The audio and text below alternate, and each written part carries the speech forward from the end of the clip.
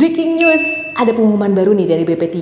Jadi ada perubahan untuk poin-poin dari ujian di SNBT atau namanya UTBK ya. Penasaran kan? Cek video kali ini ya.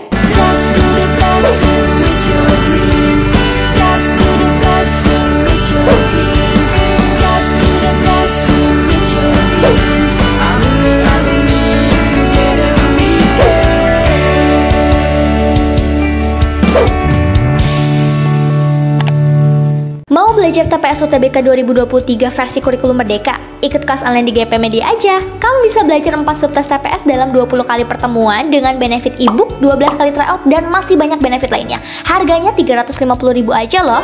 Ayo buruan daftar dan jangan ketinggalan. Kapan lagi kamu bisa ikut tryout UTBK gratis di GP Media kalau bukan sekarang? Siapa aja bisa ikutan loh, jadi jangan sampai ketinggalan.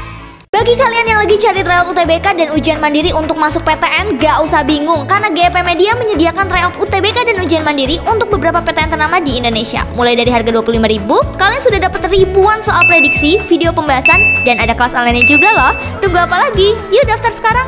Halo semuanya, balik lagi di GP Media Channel.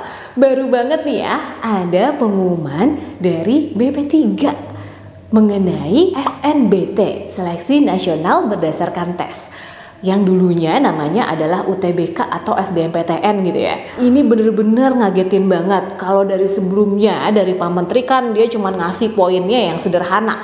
Tahu-taunya sekarang beranak pinak.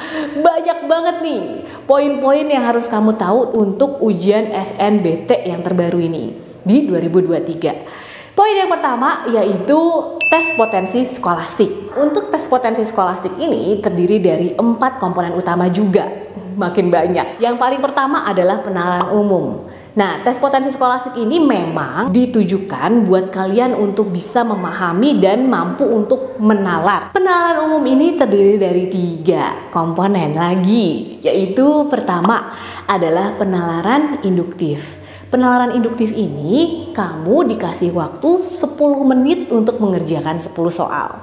Kemudian penalaran deduktif. Itu sama ya, kamu juga dikasih waktu 10 menit untuk menjawab 10 soal. Kemudian ada juga penalaran kuantitatif. Kamu juga dikasih waktu 10 menit untuk menjawab 10 soal. Kamu bisa lihat contohnya di sini ya. Mari menjelajah angkasa. Mari bermimpi dan jadi.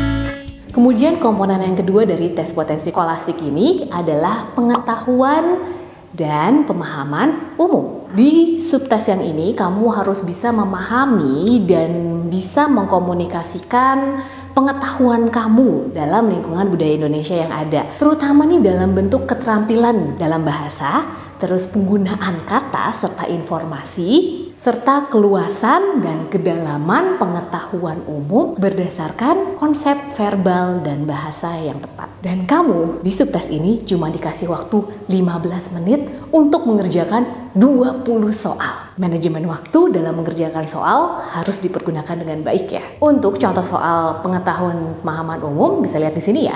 Mimpi dan jadi nyata. Kemudian yang subtes ketiga pada tes potensi skolastik yaitu pemahaman bacaan dan menulis. Nah, untuk subtes ini kamu harus bisa memahami suatu bacaan serta mengekspresikan suatu tulisan. Jadi kamu harus bisa memahami bahasa tulisan itu seperti apa. Jadi di sini kamu mengetahui dalam bentuk keterampilan menulis yang tepat dan memahami setiap bahasa yang dipergunakan. Dari wacana yang mengekspresikan suatu bentuk cerita. Di subtes ini kamu dikasih waktu 25 menit untuk menjawab 20 soal. Jadi benar-benar pahami dari bacaan dan cerita serta wacana yang diberikan.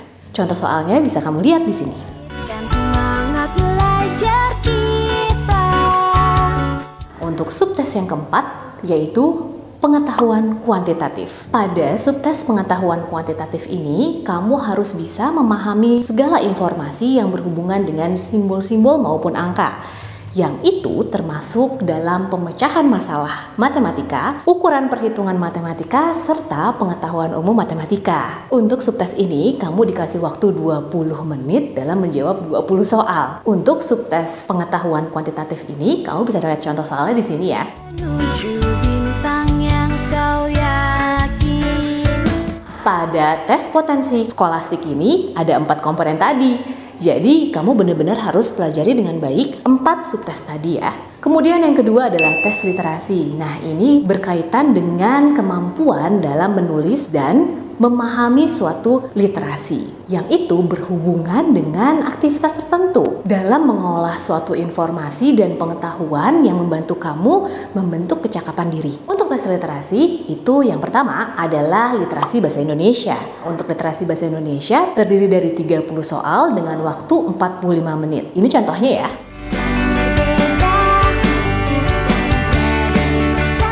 Sedangkan untuk literasi bahasa Inggris, kamu dikasih waktu 30 menit untuk menjawab 20 soal. Kamu bisa cek contoh soal literasi bahasa Inggris di sini ya.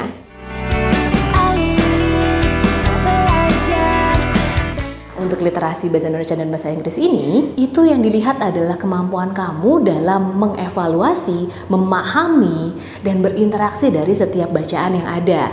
Makanya ditekankan juga pada kompetensi kamu dalam berbahasa serta kemampuan kognitif kamu sehingga menghasilkan strategi kognitif yang tepat. Kemudian ada penalaran matematika. Untuk penalaran matematika itu berupa bacaan atau wacana yang berisi mengenai konsep dasar matematika serta bagaimana cara kamu untuk mengatasi dan memecahkan masalah yang bisa aja itu ada di kondisi kelas kamu atau kehidupan sehari-hari. Untuk soal ini terdiri dari 20 soal dan dikasih waktu 30 menit. Isi konten pada penalaran matematika yaitu bilangan, pengukuran dan geometri, data dan ketidakpastian atau peluang, kemudian aljabar. Ini contohnya ya.